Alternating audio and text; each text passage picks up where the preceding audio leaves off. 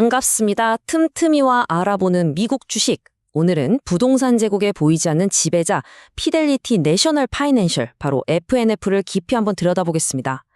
요즘 다들 느끼시겠지만 높은 금리 때문에 주택시장이 굉장히 침체되어 있잖아요.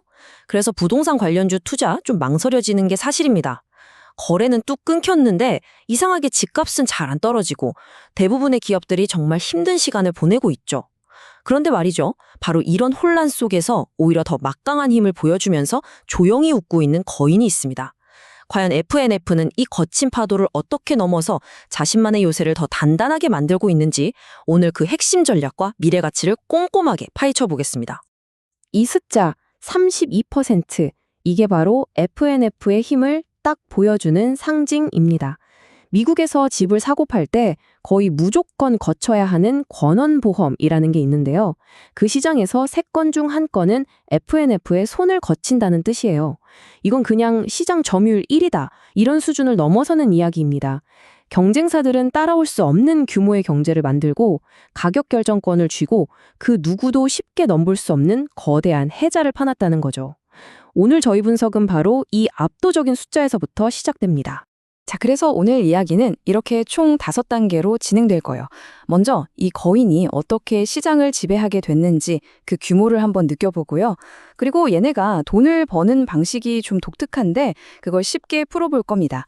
이어서 FNF의 미래를 밝게 보는 이유와 동시에 그들의 아성을 위협하는 리스크는 뭔지 균형 있게 살펴볼 거고요. 마지막으로 이 모든 걸 종합해서 2026년에 FNF가 어떤 모습일지 구체적으로 한번 그려보겠습니다. 네, 그럼 첫 번째 이야기, 주택시장의 숨은 거인편부터 시작하겠습니다.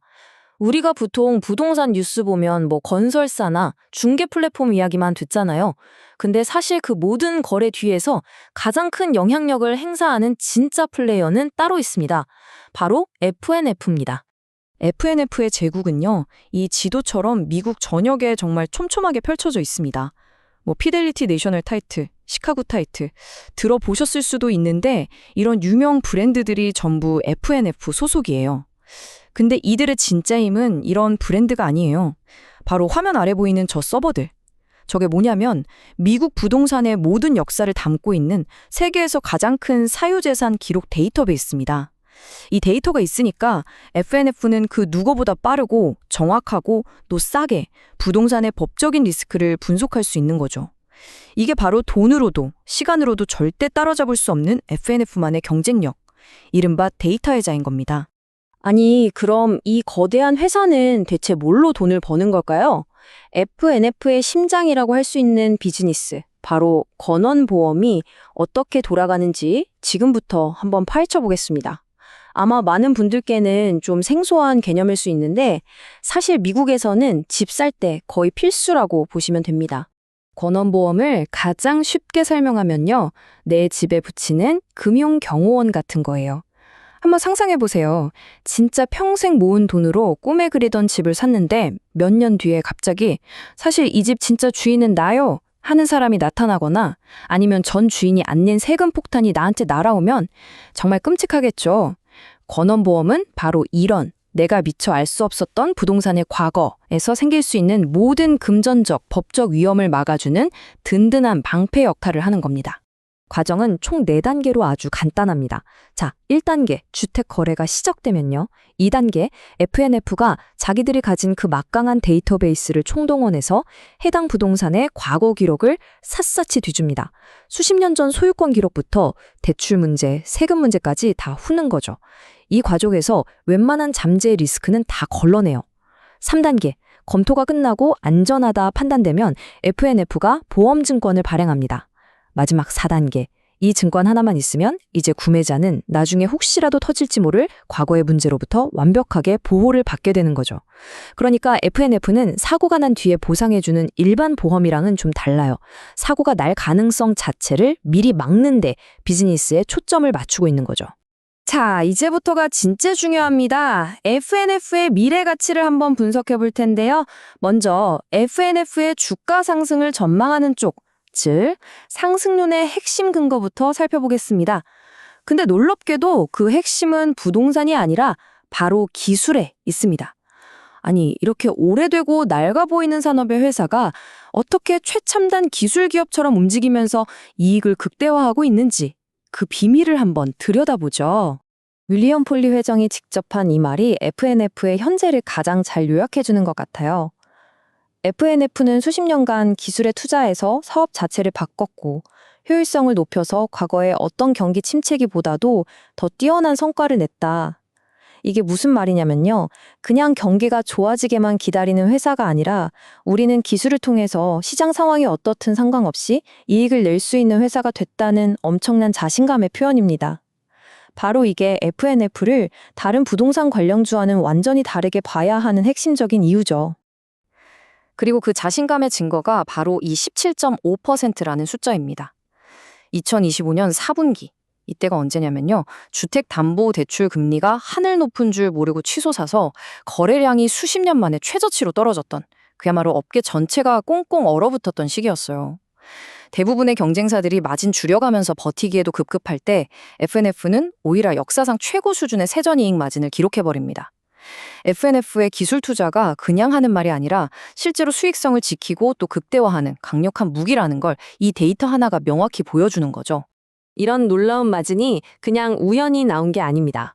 여기에는 4가지 강력한 엔진이 함께 돌아간 결과예요. 첫째, 뭐니 해도 기술입니다. 자동화 기술로 인건비는 줄이고 업무 효율은 끝까지 끌어올렸죠. 둘째, 상업용 부동산 부문이 잘 버텨줬습니다. 일반 주택시장은 얼어붙었을 때 대형 빌딩이나 공장 같은 상업용 거래가 매출을 든든하게 받쳐준 거죠. 셋째, 직접 보험 채널을 확대한 겁니다.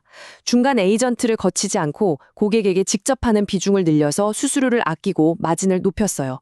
그리고 마지막으로 이 모든 과정에 스며들어 있는 철저한 비용 관리, 불필요한 지출은 단 1달러도 용납하지 않는다는 그 문화가 지금의 FNF를 만든 겁니다.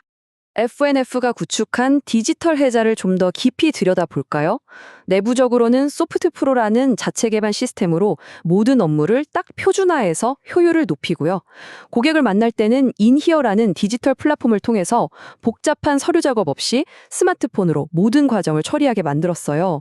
심사 과정에는 AI 언더라이팅 기술을 도입해서 사람의 실수를 줄이고 리스크를 아주 정밀하게 예측합니다. 이 기술들이 거미줄처럼 촘촘하게 엮여서 결국 경쟁사는 도저히 따라올 수 없는 낮은 비용 구조, 그리고 편리함에 만족한 고객들의 높은 충성도, 이 2가지 결과물을 만들어내는 겁니다. 하지만 이렇게 완벽해 보이는 요새에도 분명 약점은 존재합니다. 이제는 시각을 좀 바꿔서 FNF의 미래를 위협하는 외부 요인들, 즉 하락론의 근거들을 냉정하게 한번 짚어보겠습니다. FNF의 단단한 성벽을 무너뜨릴 수 있는 공격은 과연 어디에서 올까요? 이 이미지가 지금 FNF가 처한 상황을 가장 잘 보여주는 것 같아요. 왼쪽은 기술로 단단히 무장한 FNF의 요새고요. 오른쪽은 금리 인상과 경기 침체라는 거대한 파도죠. 과연 FNF의 해자는 이 거대한 외부의 파도를 막아낼 만큼 깊고 튼튼할까요? 지금부터 그 가능성을 한번 따져보겠습니다. FNF의 요새를 공격하는 가장 강력한 무기는 역시 금리입니다. FNF의 외출은 전적으로 부동산 거래 건수에서 나오기 때문에 금리가 올라서 거래가 뚝 끊기면 수익이 바로 급감할 수밖에 없는 구조적인 한계가 있어요. 두 번째는 규제 리스크입니다. 정부가 권원보험 수수료 너무 비싼 거 아니야? 하면서 가격 상한선을 두는 식의 규제를 도입한다면 FNF의 수익성은 크게 깎일 수 있습니다. 마지막으로 기술적 위협입니다. 참 아이러니하죠. 기술로 성장한 FNF인데 이제는 더 빠르고 저렴한 서비스를 내세운 핀테크 스타트업들이 FNF의 고객들을 뺏어가려고 호시탐탐 기회를 노리고 있다는 겁니다. 자, 이제 마지막 장입니다. 지금까지 살펴본 긍정적인 면과 부정적인 면, 이 2가지 상반된 힘이 부딪혔을 때 FNF의 2026년은 어떤 모습일지 구체적인 숫자를 통해서 2가지 시나리오로 나누어서 전망해 보겠습니다. FNF의 2026년 키워드는 방어에서 공격으로의 전환입니다. 이들은 시장이 어려울 때 차곡차곡 쌓아둔 막대한 현금을 바탕으로 이제 유망한 기술 스타트업이나 경쟁력 있는 작은 보험 에이전시들을 아주 적극적으로 사들이겠다는 계획입니다. 이걸 볼트온 전략이라고 하는데요. 큰 기업을 통째로 삼키는 게 아니라 마치 로봇에 새로운 부품을 딱 끼워 넣은 듯이 꼭 필요한 핵심 기술과 시장 점유율을 야금야금 사들여서 몸집을 더 효율적으로 키워나가겠다는 거죠. 결국 FNF의 2026년 운명은 이 표에 그려진 두 갈래 길에 달려있다고 볼 수 있습니다. 핵심 변수는 역시 모기지 금리입니다. 만약 연준이 금리를 내려서 모기지 금리가 5% 초반까지 안정되는 상승 시나리오가 펼쳐진다면요. 이익은 지금보다 25% 급증하고 주가도 최대 40%까지 오를 수 있습니다.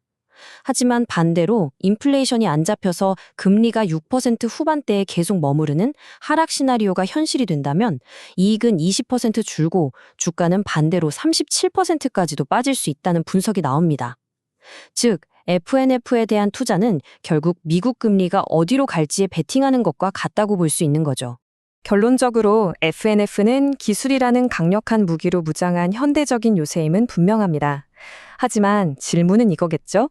그 요새는 외부의 거대한 파도를 막아낼 만큼 정말 견고할까요? 아니면 결국 주택시장의 변동성이라는 거대한 파도에 갇힌 화려한 새장에 불과할까요? 오늘 살펴본 심층 리포트가 투자의 기준을 잡는 데 도움이 되셨기를 바랍니다. 더 날카로운 토론과 추가적인 분석은 오디오 팟캐스트 본편에서 이어가겠습니다. 궁금한 기업이 있다면 댓글로 남겨주세요.